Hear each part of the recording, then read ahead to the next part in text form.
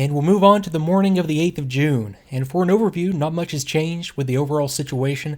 Still providing low cover for the Eastern Assault area, with troops and equipment continuing to pour in off the beaches. Still heavy fighting around Caen. And my own feeling here is that the pilots are starting to get a little bit restless, starting to stray a little bit more than they did from the beaches, with reports, as you can see on the map, starting to range a little bit further afield. And we are going to see in subsequent days more and more aggressive sweeps carried out by the wing. But there is still a lot going on here on this mission, so we'll start with the squadron accounts. 441 Squadron. 3 times today, our aircraft acted as low cover over the Eastern Assault area. On the last operation of the day, the engine of aircraft piloted by Flight Lieutenant Johnstone, out on takeoff and forced to land on a nearby field. The aircraft was classed as Category B, but the pilot was uninjured, and Category B is repairable at the field level, so that should be back in the lineup soon. Flight Sergeant Brochu was today transferred to the Royal Hampshire County Hospital, Winchester. Corporal Pettifor, he's a fitter armorer, reported to this squadron on posting. And Pilot Officer Wilson was posted to the 443 Squadron to take over the duties of Flight Commander, as was noted in the 443 account from yesterday, also with a promotion to Flight Lieutenant. Now, 442 gives us hazy, cool, sun shining. Flight Lieutenant Kelty returned from the early morning patrol 0630 to 0830 to report an uneventful journey. Pilot Officer Hobie posted to Warrington, leaving 25 flying personnel on strength. Squadron Leader Russell briefed the squadron for a second daily patrol, which took off at 11:25. Flight Lieutenant Dowding landed on a strip in France when hit by flak, and it notes here that he was the first pilot to land in France. And we'll have a look at the emergency landing strip that he set down on. That would have been B1. B3, the advanced landing ground that the squadron is going to operate out of, is still under construction, and that's going to start to see use on the 10th, but more on that later. A farmer with hayrick spoiled his landing and lost an arm. I didn't know that happened. Jeez. And as I noted in another video, I think it was maybe like a Spitfire preview or something, many photos from the time show the French farmers continuing to work their fields with aircraft operations continuing around them, so just simply continuing to exist in these places would have come with considerable risk. The afternoon sortie ran into poor weather and landed in the rain. They kept away from heavy flak, no enemy aircraft, and visibility poor. Flight Officer Goodwin returned after a 4-hour trip in an anti-submarine boat to give first-hand reports of the invasion. That after ditching in the channel yesterday, and I actually called him Flight Officer Godwin yesterday. I even typed it that way on the map, but it is Goodwin. The last sortie left in wet weather and had the most interesting time to date. They were kept busy chasing the Huns in and out of the clouds and dodging our own flak. There were 2 early returns, and we have scribbled in the side here. Squadron Leader Russell returned early due to an RT failure, or radio receiver transmitter failure, and Flight Officer McDuff, his wingman, returned with him as escort. Now 443, weather clear early in the morning but clouded over and became hazy later in the morning. 3 low-cover patrols carried out by squadron over the beachhead, the 4th being scrubbed because of bad weather. Several pilots were able to be released during the evening in their first break since D-1. Office records and maintenance of returns, correspondence, etc. considerably held up due to lack of a typewriter. Static station not as yet been able to supply a machine. Ops flying time 78 hours for the squadron. So let's get into some detail here, and 441 Squadron doesn't give any detail at all. They would have flown the first 3 missions, not flown the second, scrubbed due to weather. So again, I'm going to work off 442 and 443. Now 442 gives us the first mission, 0635 to 0820 or 30 or so. Uneventful, very little movement seen. Flak, moderate heavy, and light accurate from Tango 9905. Moderate light accurate from Uniform 6620. No clouds, hazy, visibility 10 miles. Now I'm presented with a small mystery here. It calls out flak at 2 locations here. Tango 9905 is actually way down here to the south, and Uniform 6620 doesn't really exist as a grid location. The uniform area stops right here and becomes Quebec.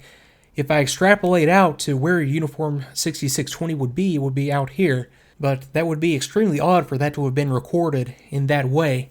Now, the Wing Commander records an account from the 8th in his book of a fighter sweep that he led to the south. He also attributes to the 8th some landings at AOG B3, and both of those accounts match perfectly things that happened on the 10th. So it is possible that Johnson, who was leading 442 Squadron, you can see him right here, it's possible that he did get a little bored, and like I mentioned earlier, they were getting a little bit antsy and wanting to push things out, but at least the details in his account of the 8th were sort of confused with the 10th, so I think it's just as likely that this was a mistranscription of the records.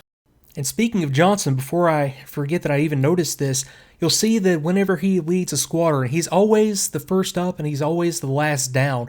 So his landing time is usually slightly later than the rest of the squadron that he's leading. That's Leadership 101 right there. We'll move to the 443 Squadron's account of that first mission.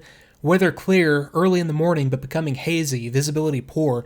Low stratus cloud at 3,000 feet, very hazy, visibility 10 miles. Aircraft patrolled the British beach area, saw no enemy aircraft and met no flak. Con burning fiercely, tank battles in various localities. Large numbers of Allied motorized columns observed.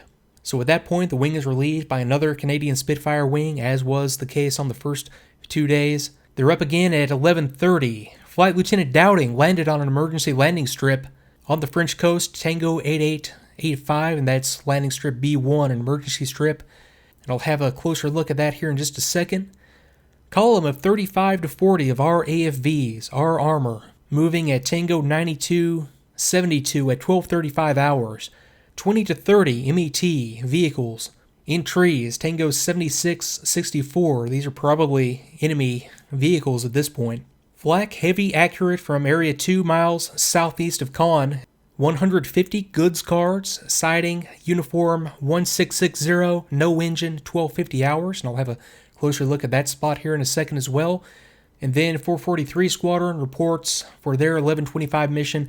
Aircraft patrolled eastern flank of British beachhead area. No enemy aircraft seen. Flight Officer Ferguson received flak hits on starboard wing and radiator shell. Blew bottom of jet tank off. A jet tank being the centerline expendable fuel tank. Aircraft piloted by Flight Sergeant Urquhart received 2 small bullet holes on the tailplanes. Flak damage received 3 miles east of Trouville. That being, way farther to the east than any of the reports we've seen so far on these first days of the invasion. And all aircraft returned safely to base. Now we had the report of the aircraft making an emergency landing on airfield B1. And immediately after hitting the beach on the 6th of June, engineers would have come straight to this spot and started to bulldoze out this field. And this imagery is from the 6th of June. I have another little strip that goes slightly further right there. And it's possible, I would even go as far as saying it's probable, that these are those engineers that came ashore on that first day in place and starting to get this field laid out. It's, well, come to think of it, it's also just as probable that these are tanks. They are in sort of a standard tank formations, so this could be forces pushing to the south, but this is the exact location where airfield B1 would have been located. It would have been just a small, I think it was a 600-meter dirt strip, and it wouldn't have been used for anything other than emergency landings, and there are no photos, overhead or otherwise, that I could find.